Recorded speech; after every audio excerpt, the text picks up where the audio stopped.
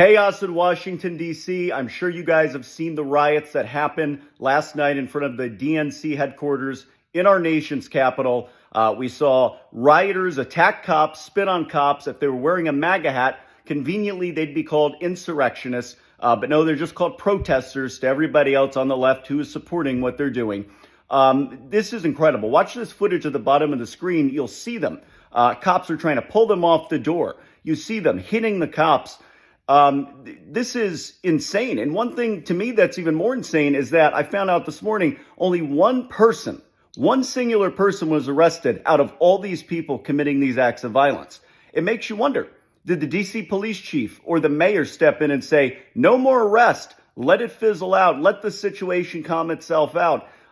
This is what we see. We saw it in the George Floyd riots. We saw it with basically any riot here in the last 6 to 10 years. Involving social justice activists. If the narrative were flipped, and if these people were wearing red MAGA hats, these people would be subjected to FBI raids with guns pointed on them and their family, pretrial confinement. They'd be put in front of a judge with an overarching bias towards them that's going to lay down the book on them like nobody else in the history of this country. But that's the reality. That's what we're dealing with. And this is something that has to be called out, because these are not protesters. These are pro-terrorist sympathizers. They're rioters. They're insurrectionists. And let it be known, never forget November 15th as the day of the pro-Hamas insurrection. Thank you, guys.